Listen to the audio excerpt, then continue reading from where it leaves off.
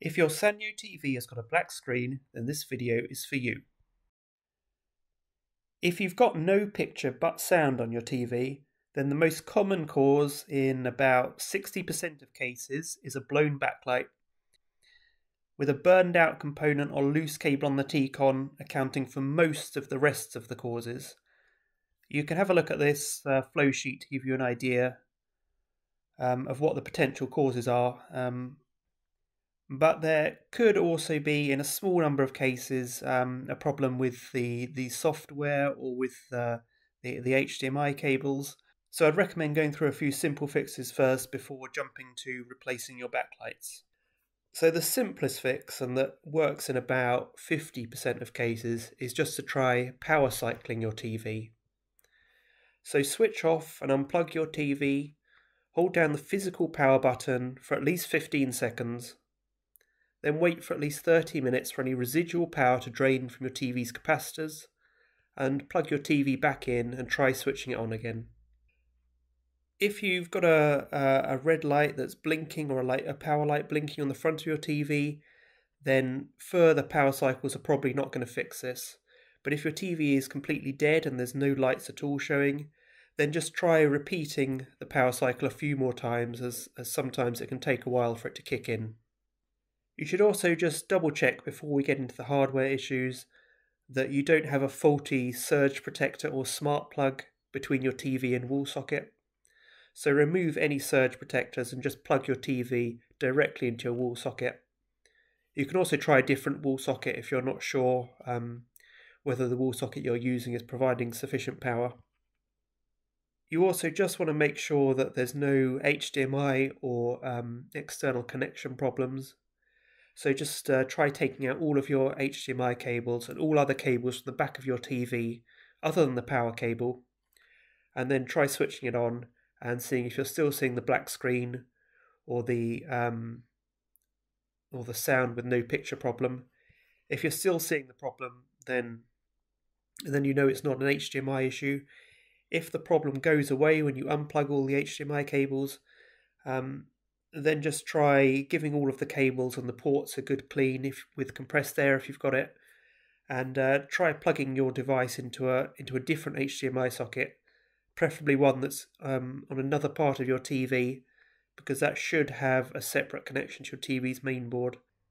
If none of that has helped, then you want to have a look for the possibility of a backlight failure.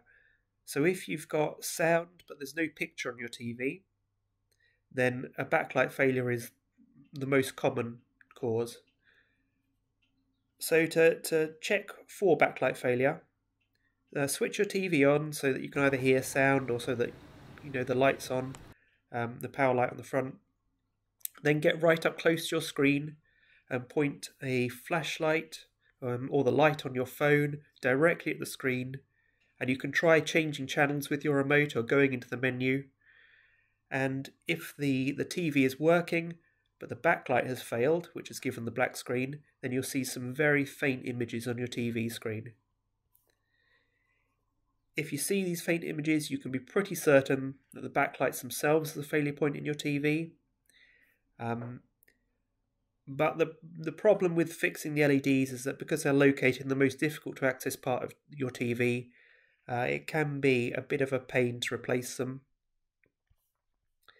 I would suggest before you just dive into replacing backlights, it's a good idea to go and check all the internal boards in your TV first, because you will have to remove all of the internal boards to get to the backlight. So it's a good idea just to double check that there's no problems with any of the internal boards first. So moving on to checking your TV's internal components. If you don't have any picture when you try the flashlight test on your TV, if you can't see any faint images at all, but if you're still hearing sound, or if your TV doesn't seem to be working at all, then the failure is probably with either one of the components on the internal boards or with a cable that connects the boards together within your TV. So there's three main boards inside your TV. There's the timing control board, which is a small board that drives your TV's panel and sends a signal to each pixel row of your screen using internal clocks to keep each row in sync. There's the power board, which is where you plug in your power cable, and it converts your home electricity supply into a voltage and current that your TV can use. And it also powers the backlight, obviously. And there's the main board, which is usually a larger board, which is where you plug in your HDMI and other connectors, and which does a lot of the logic for your TV. And it also can control the backlight via a connection to the power board. So these boards are all hidden away under the back panel of your TV, and either the cable connectors between them can come loose or get covered in grime or dust, and that prevents a clean contact, or components on the boards can fail, which means that they don't power the backlight sufficiently, or it cannot provide a constant picture signal. So the first step is just to make sure that all of the internal cables are tightly seated. So you can just try removing all of the cables one by one after unplugging your TV and draining the power, waiting for half an hour or so, because the capacitors can hold charge for quite a while, and you don't want to give yourself a shock. So just unplug all the cables, give all the connectors and the cables themselves a clean, and then just try carefully reseating all of the cables, and then powering up your TV and seeing if the problem's still there. There's some steps in the linked article below on how to open up your TV. With the LVDS cables connecting the T-con, there's also a catch that you need to undo. So you don't have to pull any of the cables out with force. They should all just come out very easily. If they're not coming out easily, then just look for catches that you can just flick down to unlock the cable. And just have a look at all the cable connectors, the condition of them. Check that there's none that have become damaged. But often simply cleaning and reseating the cables can fix problems with the black screen or with no picture but sound. So if you've tried that and your picture is still off, then have a look at the power board and we need to try and localize where the problem is, whether it's with the power board, the T-con, or the main board. So first of all, unplug your TV, and then with all of the other cables plugged in, unplug the single cable that is linking the power board and the main board. Now, this cable allows the main board to control the backlights, and disconnecting it means that the backlights should default to an always-on state.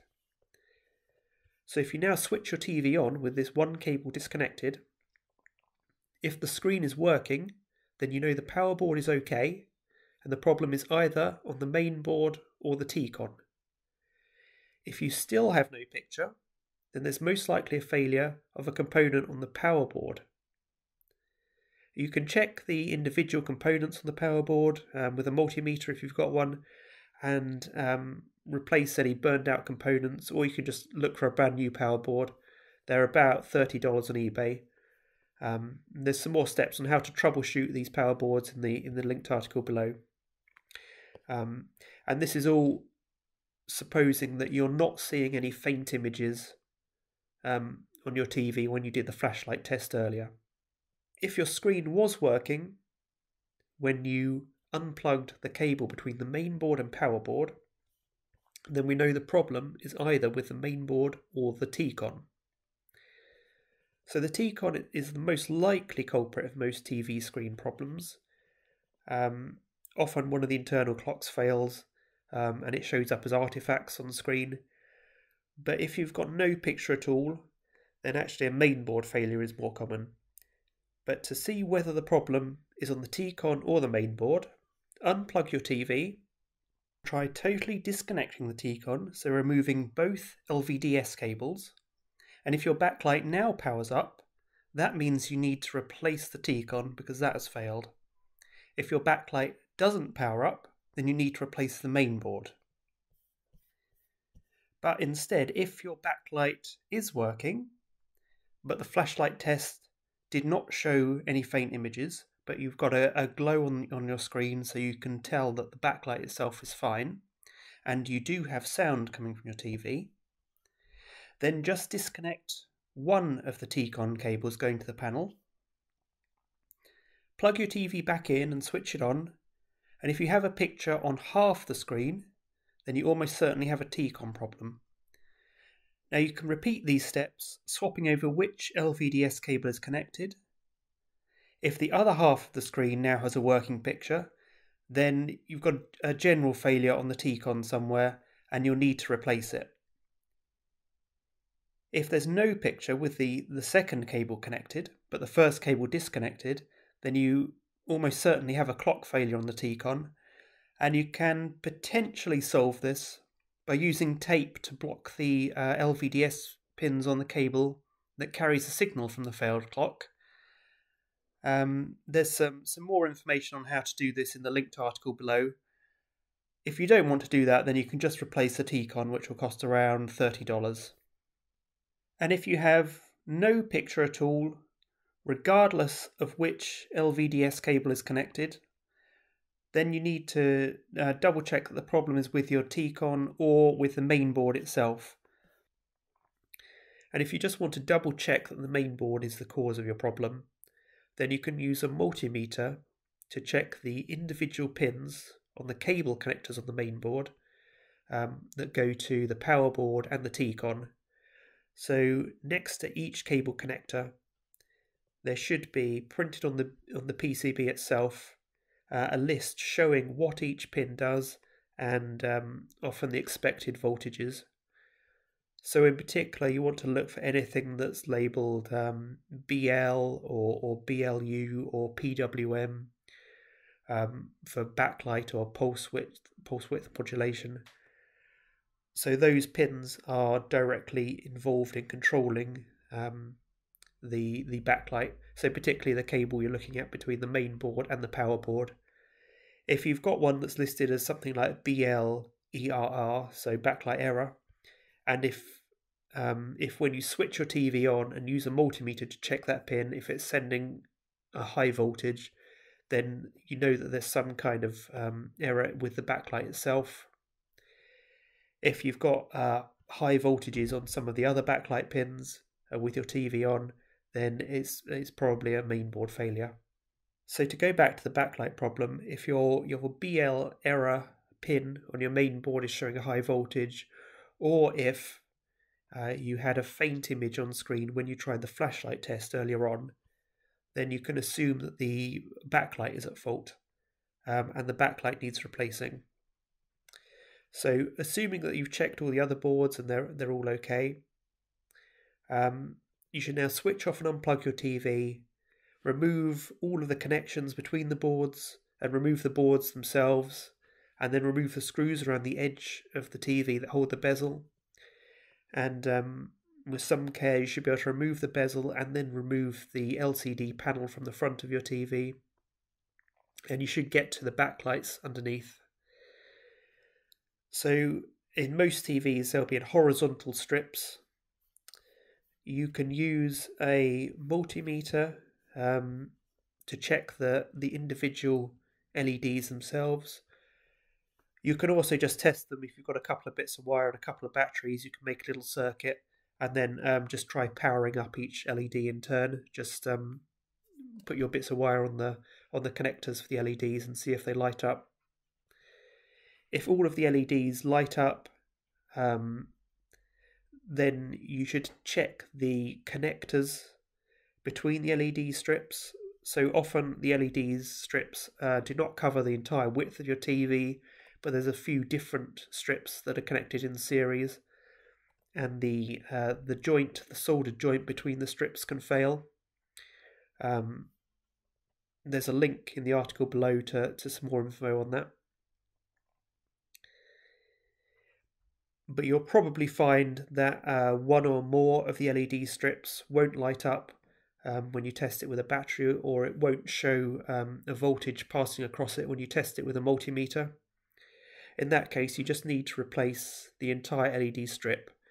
And it's generally a good idea to replace all the LEDs together, because what can happen is if one LED burns out through overpowering, and then the increased voltage on the other LEDs can cause them to fail. And also if one LED is failing, because all the LEDs are put in at the same time, then it's there's a good chance that some other LED is going to fail in the next few weeks or few months, and you don't want to have to keep repeating this fix. So just replace all of the LED strips. They're about $20 or $30 for a new set of LED strips off eBay. So just put in your TV's model number, buy some new LED strips, and then you can just disconnect the existing ones, take them out of your TV and put the new ones in.